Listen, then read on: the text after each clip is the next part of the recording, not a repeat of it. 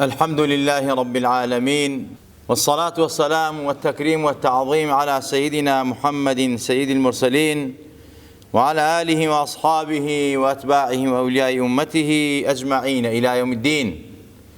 خوشكو برای ایماندارم، السلام عليكم ورحمة الله وبركاته. آيني پیروز إسلام، آيني أخلاق روشته.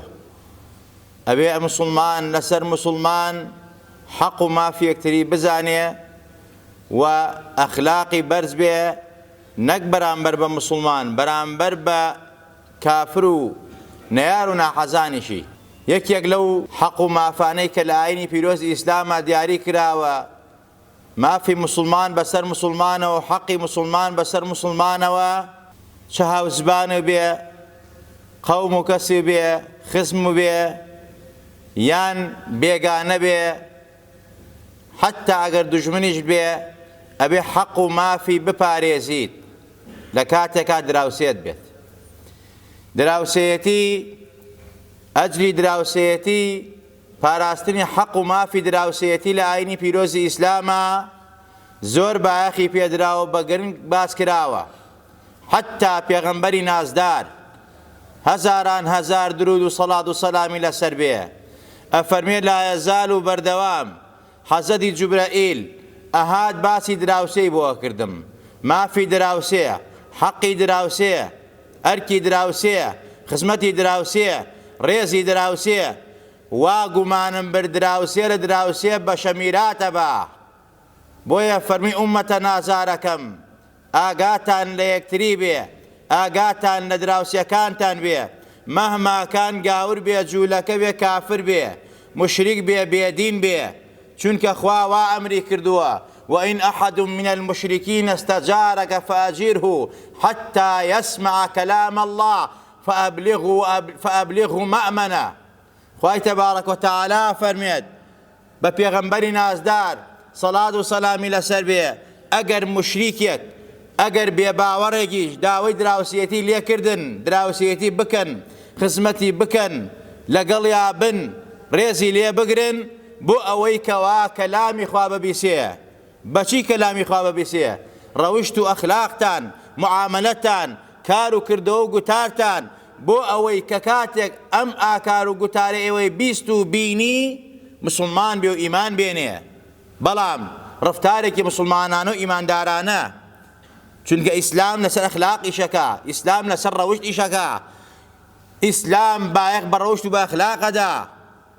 پێغەمبەری خوا فەرمی خوا وای پێ فەرمووم ئەگەر مشریکیش داوای دراوسێتی لێ کردین ئەبێ دراوسێتی بکەین بۆ ئەوەی کەوا کەلامی خوا ببیسێت، حەق و مافی خوا ببیسێت، بەرنامەی خوا بزانێت. جا بەڕەوشت و بە ئەخلاق و بە ئاکار و بە گوتار ئینجا ئەمانی پێ بدە، ڕێزی لێ بگرە و ئەمانی پێ بدە. مەی ترسێنە، مەی تۆقێنە، لە ناوی مەبە، مەی کوشە، سوتماکی مەکە. خوا بەرامبەر بە کافریش وا فەرمیێ جا تجا مسلمان، جا ئیماندار، یا ئەو مسلمانەی بانگەشەی ئیسلام و دەوڵەتی ئیسلامی و یاسای ئیسلامی و خۆشەویستی ئالوبەیت دەکا، بەڵام دراوسەی ناپارێزێ و حورمەتی لێ ناگرێ و ڕێزی لێ ناگرێ و ئەی کوژێ و قەتڵ و عامیەکە و سوتماکیەکە. پێغەمبەرە فەرمێ سەڵات و سەلامی لەسەر بێت لە فەرمایشتێکی صحیحە متفق عليه والله لا يؤمنوا والله لا يؤمنوا والله لا يؤمنوا. أصحاب فرميان قالوا يا رسول الله من لا يؤمنوا كي إيمان دارنيا يا رسول الله. پیغمبری خوا فرمی الذي لا يأمن جاره بوائقه، أو كس إيمان دارنيا وباور دارنيا لزنجير إيمان وسلسلة إيمان شو دروا كدراوسيكي بەڕەوشت و بەئەخلاق و بەکار و کردەوەی ڕاستی نییە.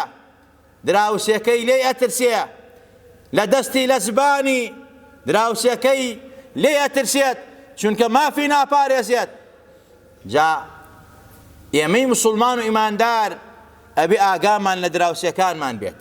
ئەوە تا پێغەمبەر ئەفەرمێت وەڵڵا ئیماندار نییە، جا بێرە مزگەوت نوێشکە، جا ڕۆژوی دووشەم و پێنجشەمە بگرە، سونەتی داودی بگرە، ڕەمەزان و شەعبان و کورە هەموو ساڵەکە بە ڕۆژوو بە، کورە قیام اللەیل بکە.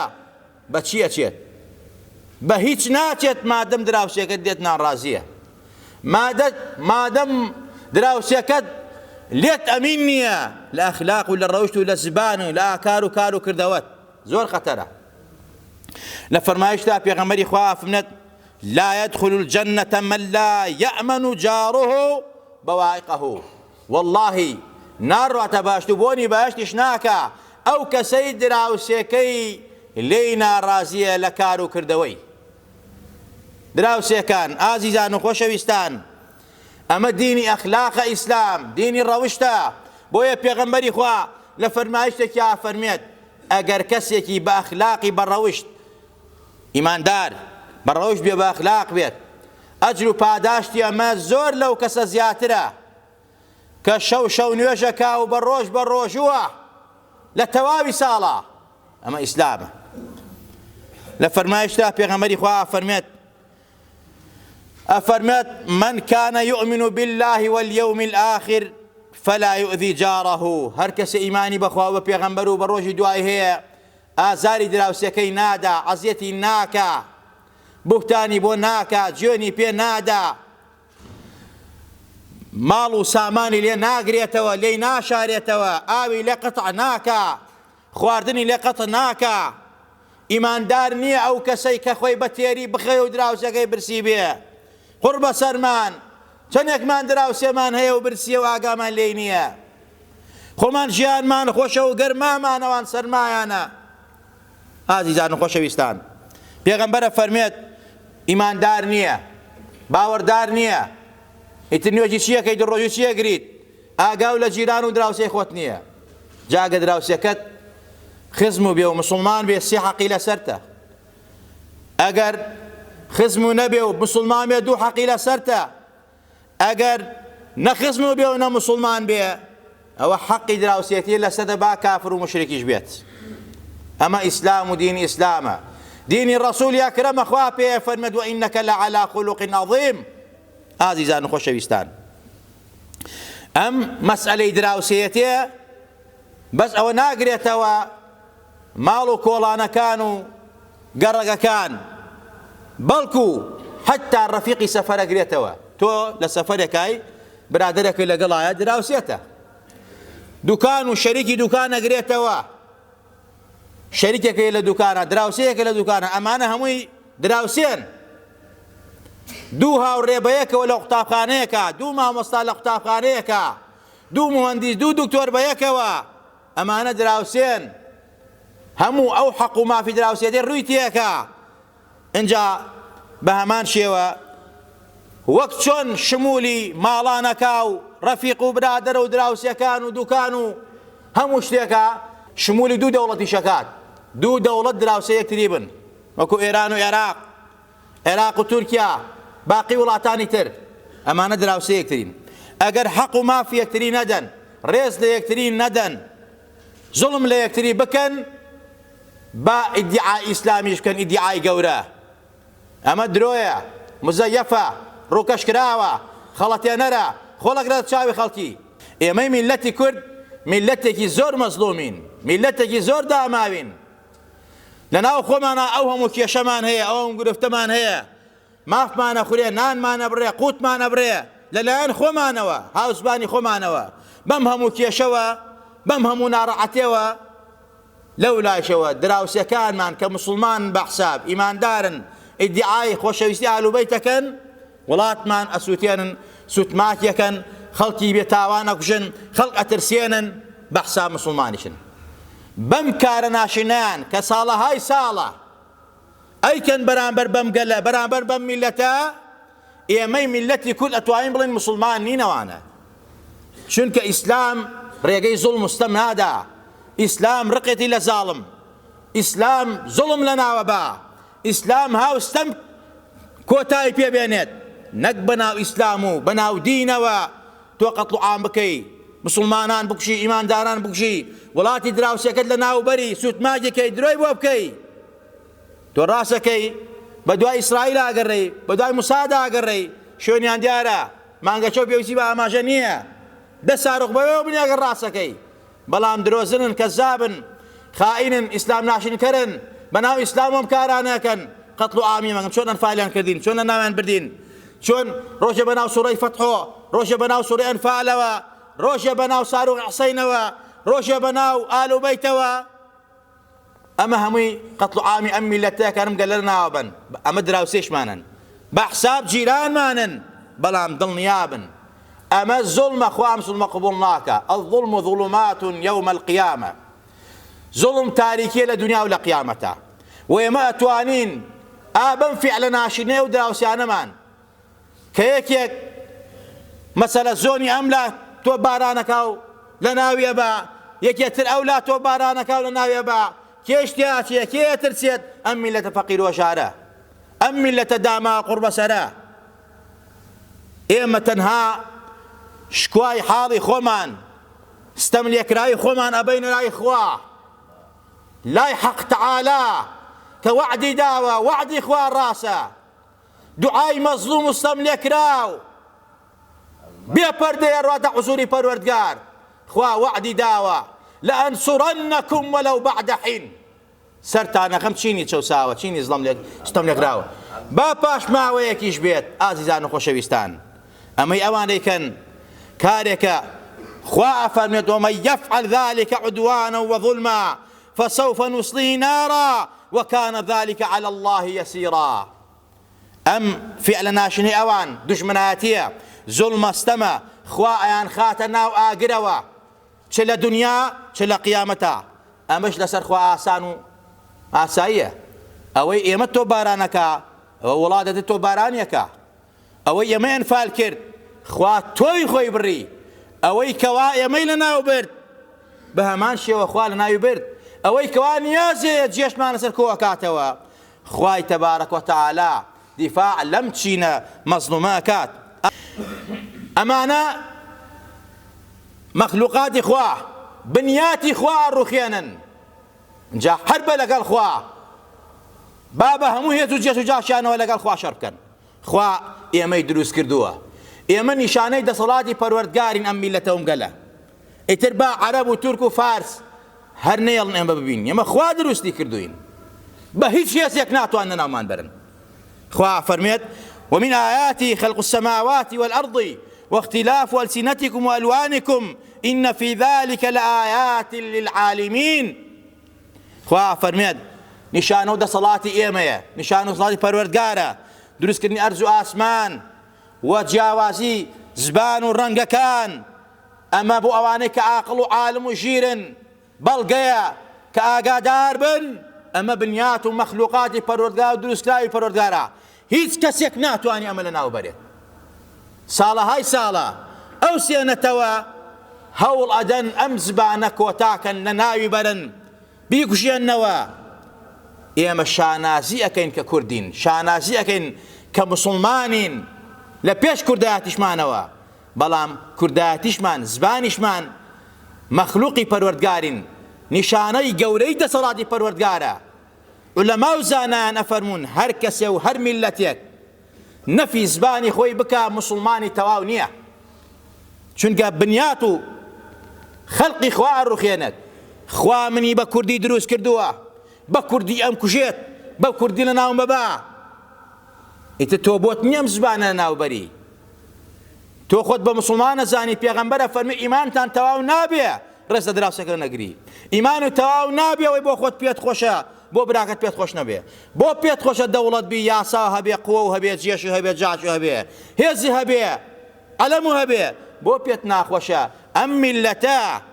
ئەم میلەتە کە ساڵەهای ساڵە قەڵغان بووە بۆ ئێوە، پارێزەری ئێوە بووە، خاوەنی کیان و دەوڵەت بێت. بەڵام ئێمەی چینی چەوساوە و مەزلوم شکاتی حاڵی خۆمان، وڵاتی وێرانکرا و سوتماگی خۆمان ئەبەینە حوزوری پەروەردگار، لە خوا پاڕێینەوە و داوە لە خوا ئەکەین خوا ئەم زوڵمە لەم زاڵمانەی دراوسێمان قبوڵ مەکە کە ترس و ناڕەحەتیان دڵمانەوە چۆن لە زاڵمەکانی تری قبوڵ مەکرد. دوعاکەی پێغەمبەر ئەکەین کە لە قوڕەیشی کرد لەو کات و ساتەی کە لە تایف گەڕاوە. پێغەمبەری نازدار فەرمی اللهم إليك نشكو ضعف قوتنا وقيلة حيلتنا وهواننا على الناس يا أرحم الراحمين. أنت رب المستضعفين وأنت ربنا، إلى من تكلنا؟ إلى بعيد نتجهمنا أو إلى عدو ملكته أمرنا إن لم يكن بك غضب علينا فلا نبالي ولكن عافيتك هي أوسع لنا نعوذ بنور وجهك الذي أشرقت له الظلمات وصلح عليه أمر الدنيا والآخرة من أن ينزل بنا غضبك أو يحل علينا سخطك لك العتبى حتى ترضى ولا حول ولا قوة إلا بالله. أم دعاي بيغمبرك إليان خواه شكاتي حالي خمان ضعيفي ولاوازي خمان بقوتي خمان بيد صلاتي خمان بسياستي خمان بحيلتي خمان أبين لايتو پروردگارا كهمو جارت شكاتي امت قبول كردوها تو ارحم الراحميني تو پروردگاري همواني مستضعفين لاوازكان سرخي خوايا سرمان خي خوايا دجمنان ونيارنا حزان من ناودي يا ربي خوايا قبل ما نخير بجري يا ربي خوايا لتبارينوا اوي دشمن معنا اوي نيار معنا اوي ناحز معنا اوي شايب وولات معنا الله يا خوايا لتبارين اللي قبول لكي خوايا جيش وجاهي ناو بري خوايا سوق الرسواي كي خوايا اوي امان ترسيني بناو ام اسلاموا بناو ام دينوا يا ربي خوايا بي ترسيني خوايا بي توقيني خوايا لناوي بري خوايا اوي كمسلمان قتل عامك اوي مسلمان لناوبا اوي شاي بملة كرداها الله يا خوايا اللي قبول لكي يا ربي خوايا بإيمان ومان جنا بإيمان ومان بنا بإيمان وزندو مان كروا يا ربي خوايا لتبارينوا باسمي عصمي خوت پروردگارا لباوكو دايك مان خوش با لباوكو دايك مان راضي با بإيمان ومان جنا ومان بنا وزندو مان كروا خوايا شفاي نخوش كان مان با عاقبتي بيرا كان مان بخير بجرا هدايتي گنج كان مان با يا ربي خوايا لتبارينوا هدايتي گنج كان مان با خوايا هدايتي گنج كان مان با ام كردستانا ام پارچە آزاد کراوە کە دژمنان چاوی پێیان نایە خوای بیپارێزە خوایە کاربەدەستیە وڵاتەمان بۆ ئیسلاحکە ئەگەر قابلی ئیسلاحن ئەگەر قابلی هیدایەتن خوایە یا ربی خوای هیدایەتیان بە دۆستی میلەت بن دژمنی میلەت نەبن خوایە ئەگەر بەردەوامن لە دژمنایەتیمان لە نانبڕینمان لە قوتبڕینمان چاویان بەم میلەتە هەڵنایە دەستی دژمنانمانن لە دراوسەکانمان یا ربی خوایە شیاوی دادنی خوایە تەفروتونانکەی خوایە لە کۆڵی میلەتان کەیتەوە خوایە حاکمی عادل و دادپەروەرمان بۆ بنێرە کەسێک بێ دڵسۆزی زمانمان خاکمان وڵاتمان دینمان بێ دژمنی دین و خاک وڵاتمان نەبێ پەروەردگارە ئەم میلەتە دڵخۆشکە ئەم میلەتە لە ناڕەحەتی ڕزگارکە خوایە شکاتی حاڵی خۆمان بۆ زەعیفی و لاوازی خۆمان لای تۆ کە بە هەموو شێوازێک زوڵمان لێکرێ دۆست و دژمن زوڵمان لێکە ستەممان لێکە نان و قوتمانە بڕن پەروەردگارە لیان قبوڵ نەکەی پەروەردگارە لیان قبوڵ نەکەی خوایە وڵاتمان پڕ لە ئەمن و ئەمانکەی خوایە بەزەی بە مسلمانانی غەزە و فەلەستینی شابێتەوە خوایە لەو نەهامەتی و نەکبەتی ڕزگاریان کە یا ربی خوایە لەو نەهامەتی و نەکبەتی ڕزگاریان کە خوایە ئەوانەی کە بەناو ئیسلام و ئەزیەتی ئێمە ئەدەن و درۆکەن بەرامبەر بە ئێمە یا ربی خوایە ئیسرائیل لە بەردەستیانە پێی ناوێرن یا ربی خوایە لیان قبوڵ نەکەی يا ربي خواه ليان قبول لكي خواه ولاتيان بشيويني جيش وجاشان تدمير كي جيش وجاش إسرائيل تدمير كي پروردگارا آمين آمين أقول قولي هذا واستغفر الله لي ولكم ولسائر المسلمين.